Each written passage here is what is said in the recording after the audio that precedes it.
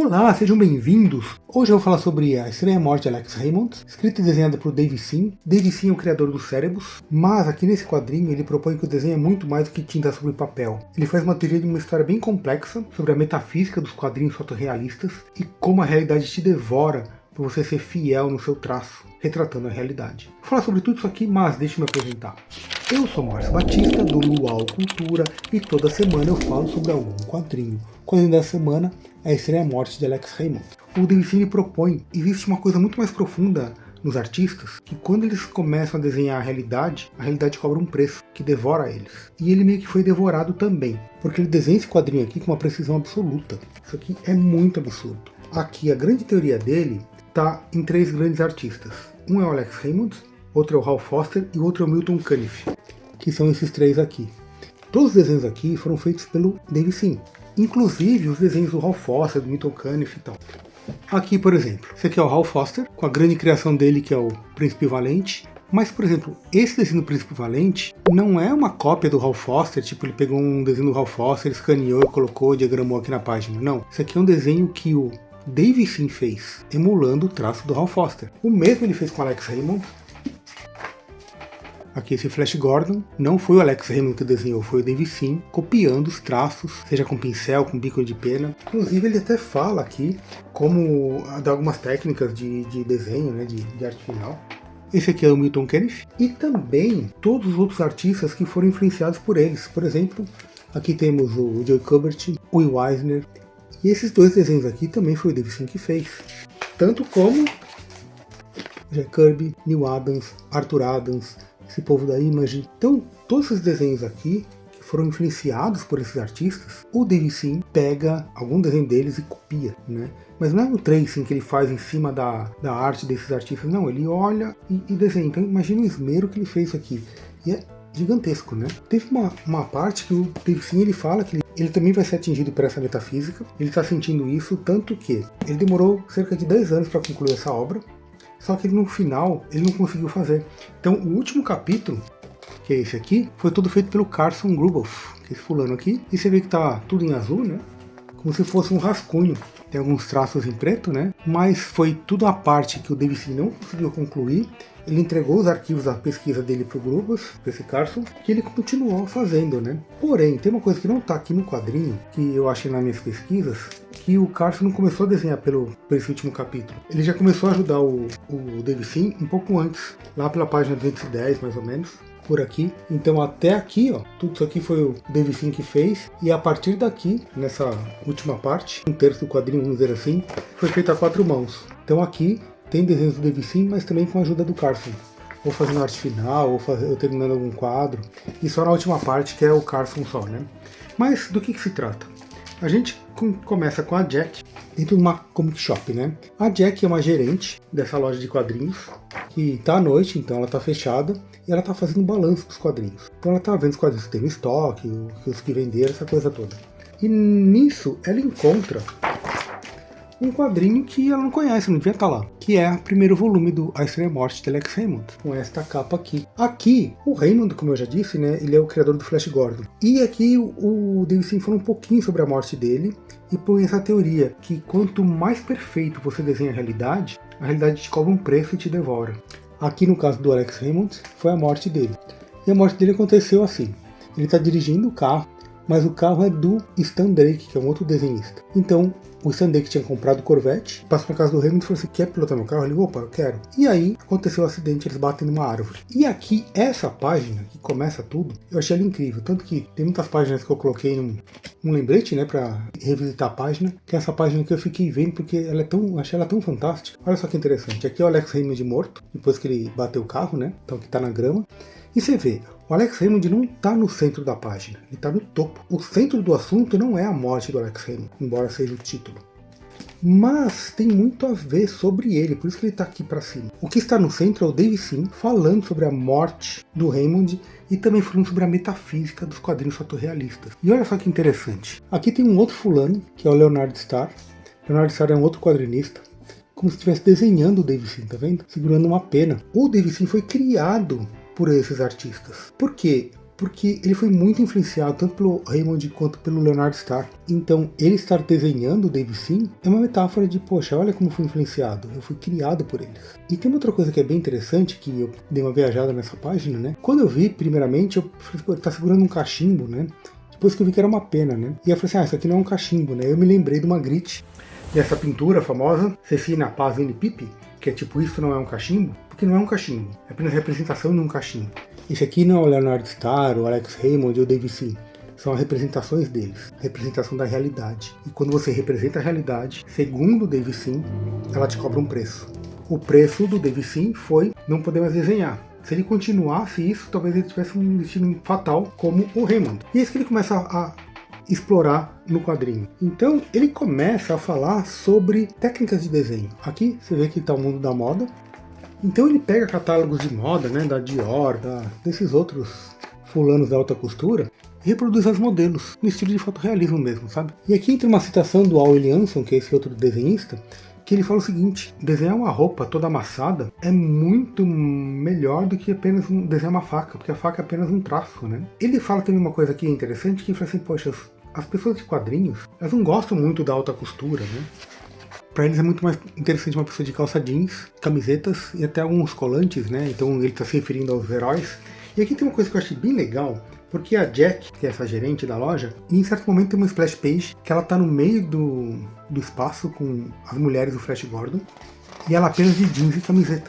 Ela começa a falar assim, poxa, né? Princesas espaciais, princesas, pelo amor de Deus, né? Que coisa. Aí ela se dá conta que as princesas são absolutamente fodonas. E olha só a splash page, né? Isso aqui é bem interessante. Olha só a Jack como tá. Com jeans, camiseta e o jeans dela todo amarrotado, tá vendo? Todas essas dobras do tecido. E a gente vê também as dobras do tecido das princesas, né? Do Flash Gordon. Ele vai trabalhando, né? Na linguagem dos quadrinhos, do estilo de desenho realista. E é por isso que ele fala dos três, do Milton Caniff, do Alex Raymond e do Hal Foster, porque ele separa em três escolas diferentes. O Hal Foster tem o realismo, não estilizado. Aí temos o Raymond, que vem com o realismo estilizado. E cada uma dessas pessoas teve pessoas que eles influenciaram, né? Outros desenhistas. E aí eles chamam Milton Caniff, que seria um realismo caricatural, tal qual Neil Eisner fazia. Ele começa a falar sobre o estilo desses três artistas, como cada um pegava no pincel, no bico de pena, como fazer a arte final, as achuras que eles faziam. E aqui tem um momento que é bem interessante. Raymond começou meio que emular o traço do Milton Caniff com pincel. Então ele ficou 3 anos usando apenas pincel e não mais bico de pena.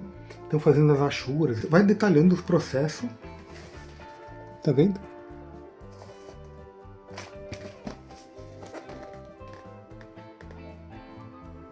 E esses são os traços, feitos apenas com pincel. E aqui, nessa legenda, tem uma coisa muito interessante. Ele diz aqui, se você desenhou, as repercussões são suas. Mesmo que este roteiro tenha sido feito por uma outra pessoa, só que as repercussões metafísicas caem sobre quem desenhou o roteiro. Então, ele começa de novo a adentrar sobre isso, né? Que a realidade vai te devorar se você desenha a realidade. E aí, a Jack, ela vai, a cada capítulo, encontrando uma outra revista do Alex Raymond, e a gente vai acompanhando com ela essas teorias doidas do Dave Sim. Então aqui, ela terminou de ler o capítulo 1, ela está na loja de quadrinhos ainda, e ali ela encontra o volume 2. E ela fala assim, poxa, não foi esse quadrinho que eu li? Como assim volume 2? Então aqui é como se fosse uma outra realidade, uma espécie de realidade paralela. Por quê? Tá a mesma imagem dos dois dirigindo o Corvette, só que batendo num muro e não mais numa árvore.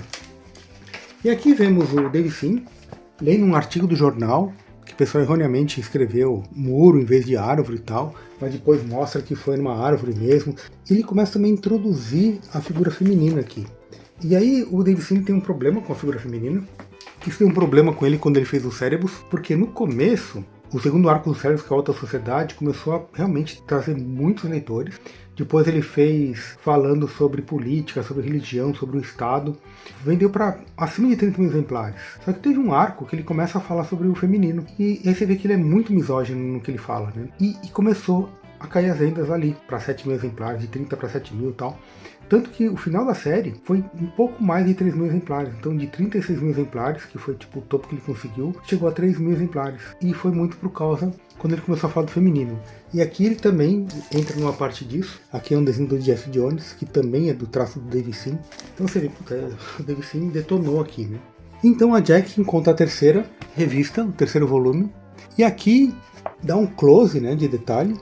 É meio que a capa, não sei se dá pra ver que tem vários pedaços de vidro, né, do vidro do carro, do para-brisa, que tá sendo estilhaçado, tá vendo? E aqui tem vários pedacinhos, e ele tá de boca aberta, ó, um pedacinho tá entrando pela boca dele e saindo pela nuca, tá vendo? Então foi isso que matou o Raymond. E é interessante que eu fiquei até pensando, poxa, né, é como se ele ficasse polindo até a perfeição, o realismo, né, do traço dele, e ele pole tanto esse vidro que começa a cortar a mão, né?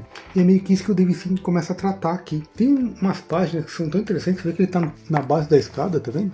E ele começa a falar assim, poxa, vamos voltar para ver o que aconteceu, né? Então quando você volta, quando você vai pro passado, eu imagino você descendo uma escada, e não você subindo a escada. Só que ele fica falando voltar, e ele sobe a escada. Isso aqui eu achei tão interessante, eu falei assim, por que ele pensou a respeito disso, né? E olha só, ele fica falando voltar, e enquanto ele fala voltar, ele tá subindo a escada. Então eu fiquei pensando, né, que metáfora que seria essa, e eu achei assim, puta, que legal, né? Porque quando a gente tá no futuro, a gente consegue ver o passado. Então a gente tem que estar num lugar mais alto. Quando a gente estiver num lugar mais alto, a gente consegue ver o que a gente deixou pra trás. Então por isso que ele sobe e fala em voltar. Porque ele não sobe voltando, ele sobe para conseguir ver o passado. Então aqui é uma coisa da história, né? Que ele fica remontando todas essas pessoas que passaram, que influenciaram a arte dele, influenciaram outros artistas.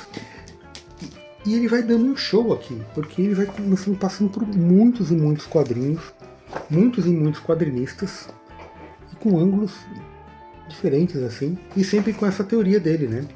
Até que temos a Jack encontrando a quarta revista, que aqui é mais focado no Stan Drake, que fala que as duas orelhas dele foram quase decepadas, né? O Stan Drake sobreviveu ao acidente, só que as orelhas dele foram decepadas, tiveram que ser costuradas, né, na cirurgia e tal.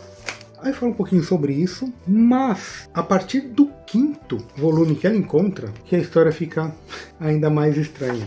O quinto volume que ela encontra é essa capa aqui, ó. MiGs soviéticos atacam o OVNI feminino.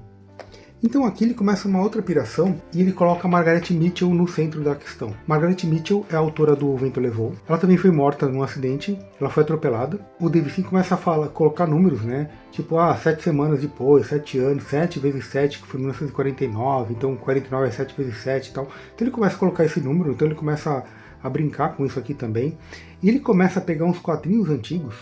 Aí ele mostra esse quadrinho aqui, que foi escrito por uma pessoa que trabalhou com Margaret Mitchell, quando os dois eram jornalistas, né? Então eles trabalhavam juntos no jornal. E nessa história de fantasia aqui, as pessoas estão tipo no passado, no século XVII, elas pegam uma estatueta e elas viajam no tempo até a esquina de onde ela teve o acidente. E o nome da personagem é Scarlett, que é o mesmo nome da personagem do Vento Levou.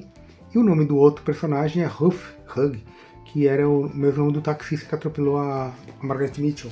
Então ele fala também numa outra tia de quadrinhos, que é a Julieta Jones, que a Margaret Mitchell só não escreveu esse quadrinho porque ela morreu no acidente, mas as primeiras 30 páginas desse quadrinho foram redigidas por ela, por uma ideia que eles tiveram na redação e tal. E aí o que acontece? E quem escreveu foi esse outro fulano, que escreve as histórias do Rip Kirby, que são desenhadas pelo Alex Raymond. Aí, só abrir um parênteses aqui pra gente entender, que até eu tô já ficando meio confuso, que é muita informação nesse quadrinho aqui. O que acontece? O Raymond era responsável por 3 grandes tiras, que era Flash Gordon, Jim das Selvas e Agente X9. O King Features, onde ele trabalhava como assistente, era um sindicato, né, de artistas, mas o sindicato não é como um sindicato dos trabalhadores, tipo a CUT, né? Não, o sindicato lá era quem vendia as tiras para outros jornais. Então era tipo uma distribuidora. Imagina, os Estados Unidos tem 50 estados. Cada estado tem lá, sei lá quantos municípios. Então esses municípios todos têm jornais. Esses sindicatos que distribuíam as tiras dos artistas para esses jornais. Então tinha as tiras que eram muito famosas. E as mais famosas eram a Tarzan, Buck Rogers e Dick Trace. E essas 3 tiras não eram do King Features. E aí o que acontece? O King Features, ele queria fazer uma tira para concorrer com cada uma dessas. E aí que eles tiveram a ideia de chamar o Alex Raymond para fazer essas tiras.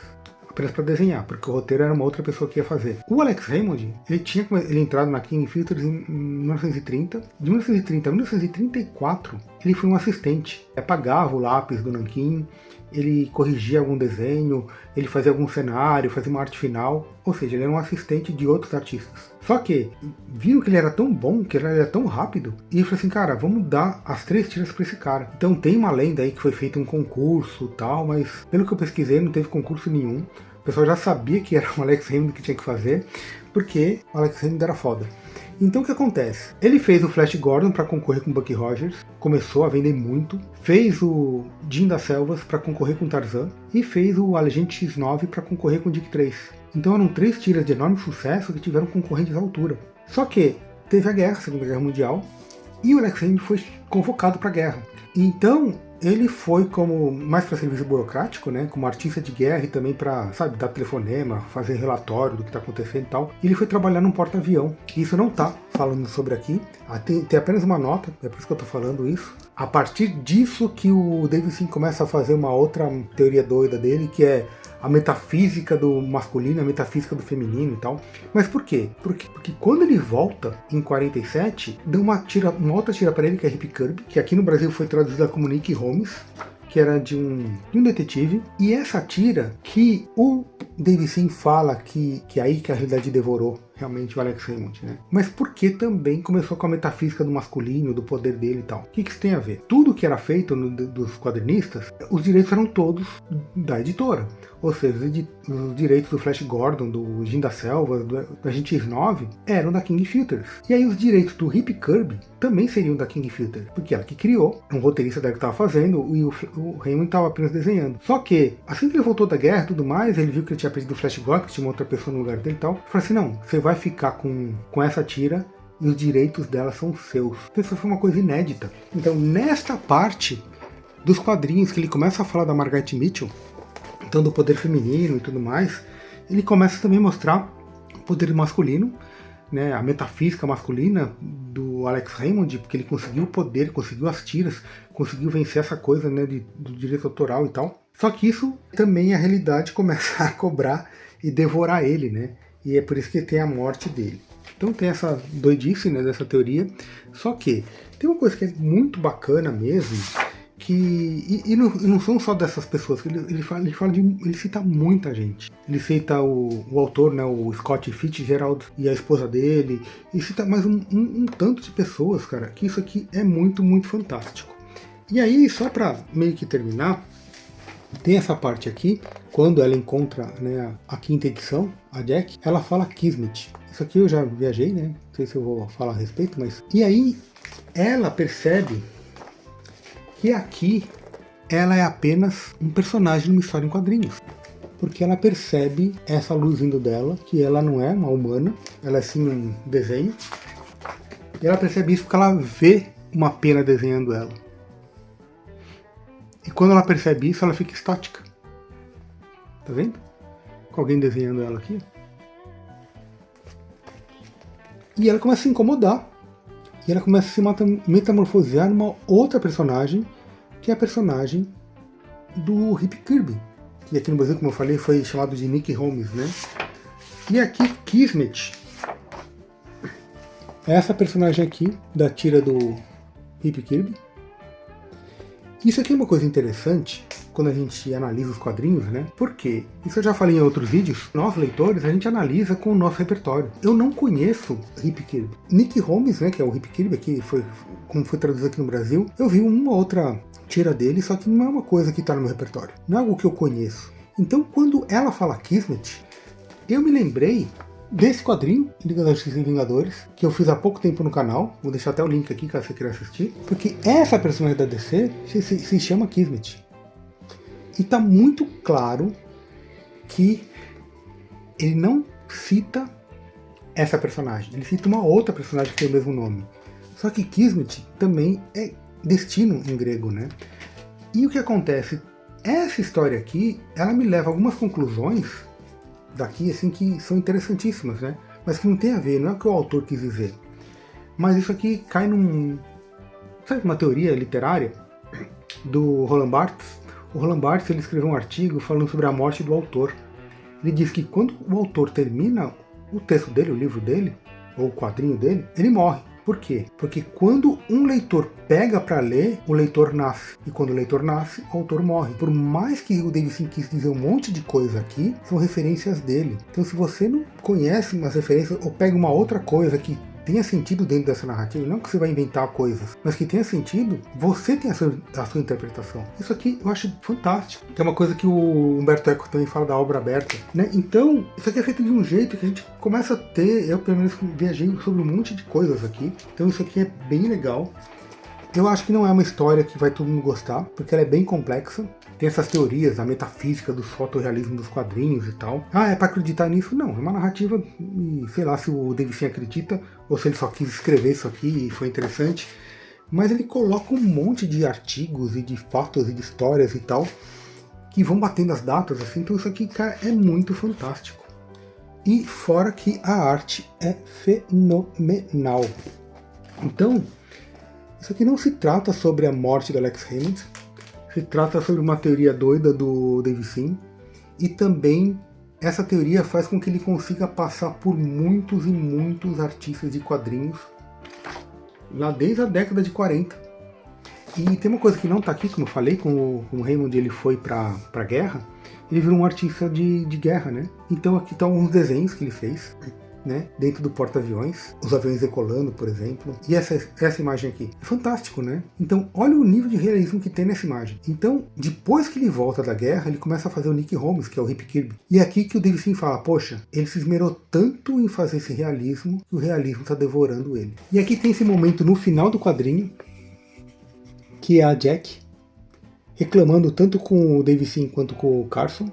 E por que eu tô fazendo essa HQ, meu? Por que vocês me colocaram aqui, né? E ela meio irritada com os dois, assim, né? Por essa página e algumas outras que ocorrem aqui, eu falei assim, poxa, cara, eu acho que essa personagem é real. Eu acho que ela existe mesmo, né? E porque isso aqui é interessante porque, se ela existir, eu acho que muda um pouquinho a minha interpretação do texto. Porque ela é uma personagem real que faz uma ponte entre a arte e a realidade. E em certo momento ela está dentro da arte, comentando a realidade. E se ela apenas como personagem, é apenas uma metalinguagem da arte falando da arte. Pelo que eu procurei, eu não sei se ela realmente é uma pessoa real ou não, mas me parece que sim, né? Mas também isso não importa. Você já conheci isso aqui? E eu vou falar uma última coisa que é interessante. Eu decidi fazer esse quadrinho aqui porque teve uma pessoa que assistiu um vídeo meu, ele viu um quadrinho aqui na estante, e ele falou assim, pô, você pode falar sobre a morte do Alex Raymond, esse quadrinho e tudo mais, né? O vídeo que ele viu foi o vídeo que eu falei sobre o Conan e o Tarzan. Essa edição aqui é recente, que a que eu fiz é uma outra pequenininha. Foi nessa aqui que eu fiz, né? O vídeo. Isso aqui foi uma pessoa que eu conhecia que estava imprimindo isso aqui, falou que estava precisando de uma grana, estava imprimindo e tal. Aí eu falei assim, não vou comprar de você porque tá bacana, eu queria ler essa história e tal. E aí, uma pessoa, quando viu isso aqui, ela me falou assim, poxa, né? Isso aqui foi editado pela Sociedade da Espada. É de um artista turco, que ele emula um pouco o traço do João Buscema, inclusive isso aqui é um desenho do João Buscema. O João Buscema fez tipo em nanquim. E aí ele, tal qual, o David Sim faz os desenhos aqui do Hal Foster, do Milton Caniff, do Will Eisner, sei lá. Esse artista turco redesenhou isso aqui depois do João Buscema e pintou. E a arte interna disso aqui também é fantástica. Meu, e esse cara aqui é muito bom, esse turco. E essa história aqui tá bem legal. Então, foi bacana porque eu tinha feito nessa edição aqui, o vídeo, que eu vou deixar aqui, caso alguém queira assistir. E aí uma pessoa falou assim pra mim, poxa, né, a Editora Criativo vende esse quadrinho. E eu fui lá, né, ele me deu o contato, mas é só colocar Editora Criativo no Google, que você acha. Isso aqui vale a pena. Uma outra pessoa comentou sobre esse quadrinho. Comentários são muito bons, porque a gente pode fazer outros vídeos e tal. E eu agradeço porque eu consegui encontrar essa edição num formato muito bom. Curte, compartilha, se inscreve, dá joinha, já deu joinha. Comenta o que você achou disso aqui, já conhece a história, o que você acha dessa teoria do David Sim, o que você acha da Jack, ela realmente existe, você tem alguma informação sobre isso? Se sabe, comenta. E como eu falo todo final de vídeo, eu faço um jabá do meu e-book, que é Voe, Toque e o Sol, um romance jovem adulto, que ele custa apenas R$2 ou gratuito se você tiver o Cool, que é o Kindle Unlimited. Então o Kindle Unlimited você não precisa ter Kindle para ler, você pode puxar o Kindle e ler no seu celular, no seu tablet, no seu computador.